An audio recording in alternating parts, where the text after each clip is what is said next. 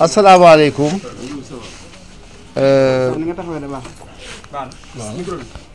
Je voudrais donc d'abord saluer Madame l'inspecteur départemental de la formation de Kébémer, Madame IF comme communément appelée. Saluer le président des associations des parents d'élèves, saluer les responsables des syndicats ici présents et toutes les autres personnalités à mon nom et au nom du bureau municipal et de la municipalité. Et nous réjouir ce matin d'avoir ici Madame IF dans le cadre de la préparation de l'ouverture annoncée pour le 2. Pour cette ouverture, il est requis des municipalités un certain nombre de dispositions à prendre pour appuyer le ministère de l'Éducation nationale, notamment dans nos communes pour les écoles qui relèvent de notre juridiction. Je pense qu'ici nous avons les écoles primaires et élémentaires. Les autres écoles relèvent du conseil départemental. Donc nous avons dans notre juridiction 14 établissements. Et pour ces 14 établissements, madame, nous avons vu l'expression des besoins que vous nous avez eu à nous fournir. Nous avons vu aussi le programme optimal qui nous a été donné pour le maximum, pour les choses minimales à mettre en place pour l'ouverture. Alors, je tenais donc à le dire solennellement devant Madame l'inspecteur et devant les parents d'élèves et devant les syndicats représentés que la commune de Kébémer va assumer toutes ses responsabilités. Nous comptons mettre au niveau de nos écoles l'ensemble les conditions maximales pour que l'ouverture se passe correctement. Je veux rassurer les parents d'élèves que ce matériel qui est là est le matériel de lavage grand modèle qu'on nous a demandé pour chaque école. Il est là, c'est pourquoi on le montre, il est apparent. Pour le matériel de lavage, petit modèle, nous allons en mettre pour chaque classe comme on nous a demandé 2, comme c'est écrit dans le document officiel. Pour les masques aussi, nous allons donc appuyer le ministère à concurrence du nombre demandé. Je pense que le ministère de l'Éducation va pourvoir en masques, mais nous allons donc les appuyer à concurrence du nombre de masques demandés. Pour les gels, pour les thermoflash aussi, nous allons mettre aussi à la disposition de chaque école un thermoflash. En tout cas, nous tenons à vous dire, à vous rassurer, les partenaires de l'école, en tout cas dans la commune de Kébémer, nous allons faire comme d'habitude, comme nous avons fait depuis le début de cette pandémie. Nous allons tous nous mobiliser avec les ressources de la commune, avec les ressources de la communauté kébémeroise pour que l'école qui va s'ouvrir aussi puisse être dans les normes requises. Voilà, madame, ce que je voulais vous dire pour ne pas trop vous retenir. C'est pour dire que pour la désinfection, c'est déjà lancé.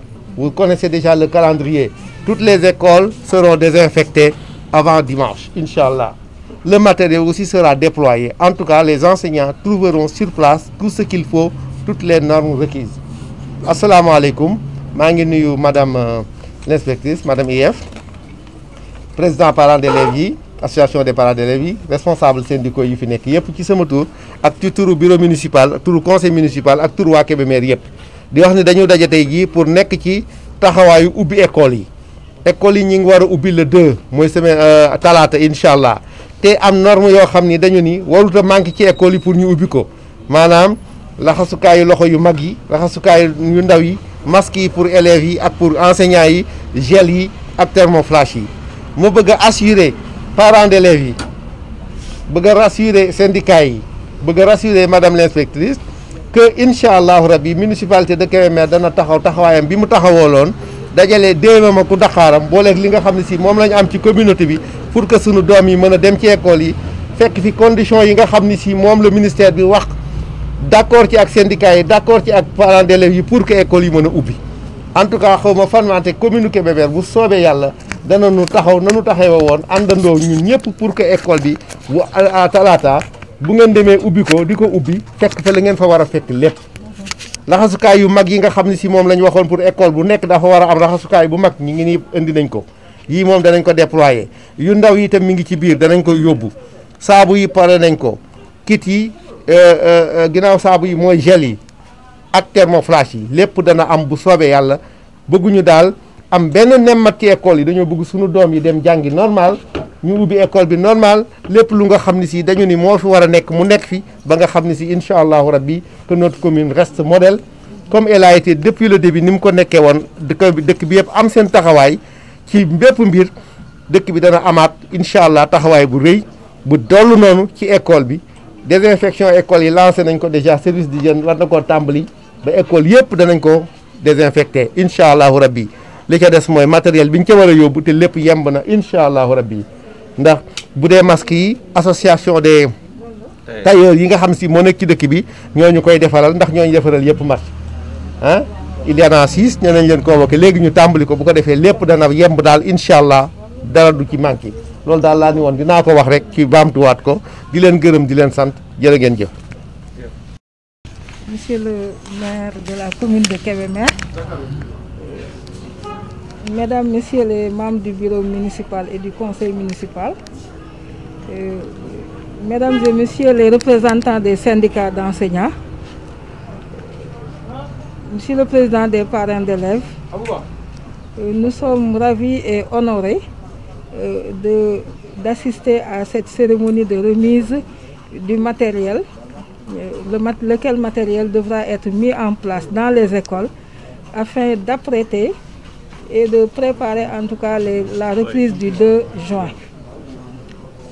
Après les instructions du président de la République et du ministre de l'Éducation nationale, nous nous réjouissons de la réaction des maires et particulièrement du maire de Kébémer, en tout cas pour appuyer l'État à ce que les élèves soient installés dans d'excellentes conditions pour mieux préparer la réouverture des écoles. Le maire de Kébémer n'en est pas à sa première action. En effet, le maire a été toujours présent à côté de l'IEF de Kébémer pour accompagner les écoles de la commune. Cet important lot de matériel sera distribué dans des conditions de transparence et que chaque école recevra le quota qui lui est destiné selon les estimations. En tout cas, Monsieur le maire, soyez-en remerciés et au nom des autorités académiques, nous vous félicitons, nous vous remercions au nom de toute la communauté éducative. Voilà, la désinfection est en cours. Le chef du service d'hygiène et moi, nous cessons de coordonner. En ce moment, les établissements sont en train d'être préparés par ce service-là. Il reste les écoles élémentaires et au cours du week-end, tout sera fait. On ose espérer que pour le 2, nos écoles seront fin prêtes à accueillir les élèves et enseignants. Voilà, merci beaucoup à tous. Et nous souhaitons à tout le monde une bonne reprise. Assalamu alaikum, Monsieur le maire, nous sommes aussi ce membre du conseil municipal et bureau municipal bi ñu fi fekk yépp ñi ngi nuyu syndicalistes yi nga xam ne ñoo teewee mbir mi ak parents d'élèves yi ñi ngi nuyu acteurs yépp li nga xam ne moo ñu fi dajale tey mooy jël matériel bi nga xam ne moom la ñu maire de Kébémer jagleel pour ñu préparer école yi waajal leen pour ubbite le 2 juin am nañ yaakaar ne matériel bi fi nekk nii am na solo ba nga xamante ne dina doy pour ñu mën a commencer enseignement apprentissage comme ni ko président de la République waxee ministre jox ñu ndigal vraiment maire yi desuñu gannaaw surtout le maire de Kébémer te mën nañu seede ne lii du gulet parce que yàgg na ko def di taxawu école yi ci domaine yu bari lii encore une fois dafay dalal suñu xel dina dalal xelu jàngalekat yi également ak parents d'élèves yi pour que xam ne le 2 dinañ pare nañu pour accompagner xale yi ba nga xamante ne dinañu mën a jàng ci seen teeyaayu xel donc matériel bi fi nekk yëpp joxoon nañ ko estimation yi am nañ yaakaar ne lii moom c'est un bon début te ñu ngi ko ci sant di ko gërëm di ko nuyu bu baax a baax te dinañ ko jébbal aussi kilifa yi ci kaw pour wax leen action bi nga xam ne moom la action bu rëy bi nga xam ne moom la maire de Kébémer def tey jërëjëf.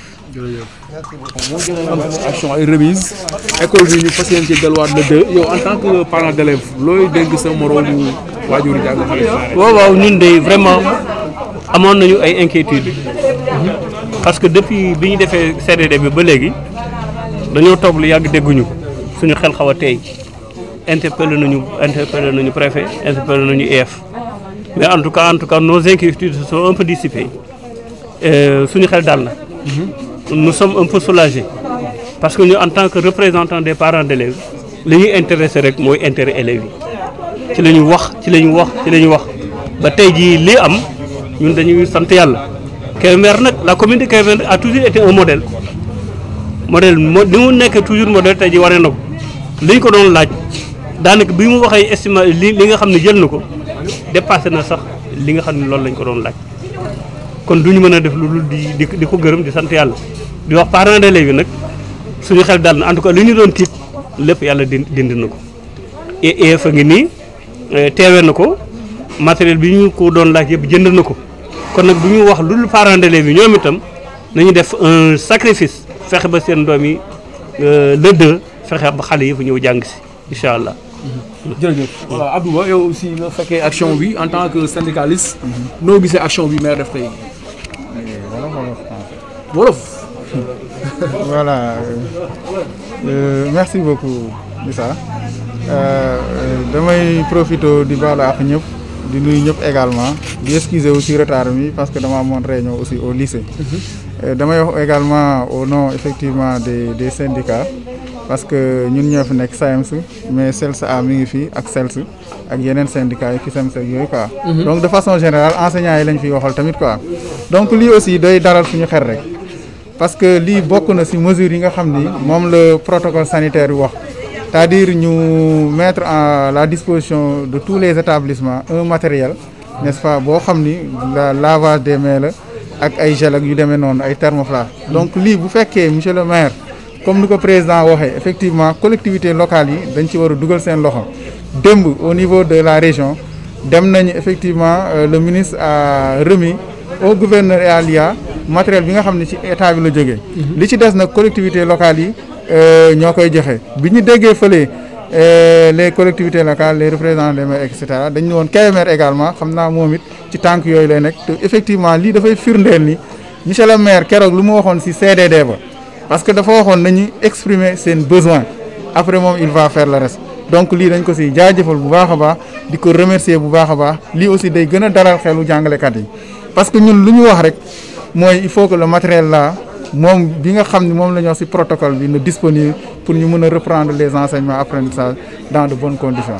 kon daal yéen jàngalekat yi pare ngeen pour fas yéene jàngale 2. waaw en tout cas lu ñu mën a wax pare nañ xam nga tax ñu pare sax bu ngeen xoolee depuis un certain temps depuis 3 jours ak yooyu jàngalekat yi fu ñu nekkoon ci Sénégal ñu ngi dem ci point yi nga xam ni moom lañ leen wax pour ñu rejoindre seen lieu de service donc loolu day wane rek jàngalekat yi. comme également les autres agents de la fonction publique mooy les autorités sanitaires mooy les médecins n'est-ce pas également les forces de sécurité et de défense ñoom ñi nga xam ni état bi da leen soxla ñëw nañu taxaw ñun aussi waruñu des ginnaaw donc ñun on l'a toujours été nous avons toujours été donc des patriotes donc appel bi nga xam ne président def na ko te comme ñun ay agents de l'État lañu dañ ko wuy si te dañ koy accompagner également waaye nag il fallait ñu am aussi ay inquiétudes parce que tamit mbir mi moom ku nekk xam na ko dañuy takk ay masque dañuy respecter distance ainsi de suite parce que dafa am loo xam ni gan goo xam ni moo fi nekk gan bu jaaxal ñëpp moo tax ñu koy moytu waaye nag comme nee nañu matériel bi li ñu wax buñ ko amee dina tax dinañ mën a face ak jàngoro bi lii moom day dalal suñu xel quoi li ñu gis fii voilà. merci Abdou.